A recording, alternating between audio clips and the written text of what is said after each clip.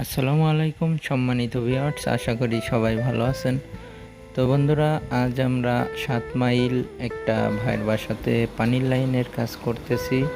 তো বন্ধুরা, আমরা 4 ইঞ্চি ফিটিংস এবং 1 ইঞ্চি 3/4 থ্রেড পাইপের কাজ এগুলা সম্পূর্ণ ক্লিয়ারভাবে ওকে করে দেই।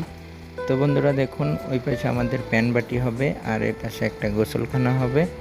সেজন্য আমরা এখানে 4 ইঞ্চি লাইনগুলা করে নিলাম।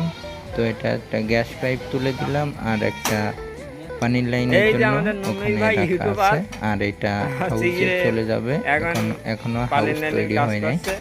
তো বন্ধুরা দেখুন, এখানে এখন আমরা গ্রুপ কাটলাম, একটা ঝর্ণার লাইন হবে আর একটা দিয়ে ডাউন ছাদের ভিতর থেকে পানির লাইনটা নিচে নামবে। তো বন্ধুরা, আমরা গ্রুপ কাটার পরে আমরা ড্রিল মেশিন অথবা শ্রেণীর মাধ্যমে এভাবে গ্রুপ ফেলাই থাকি। তো বন্ধুরা, গ্রুপ ফেলানোর পরে আমরা এখন এখানে থ্রেড পাইপ লাগাবো। তো এর ভিতরে কাজ হবে, একটা ঝর্ণা থাকবে, কোনো গরম পানির লাইন করবে না।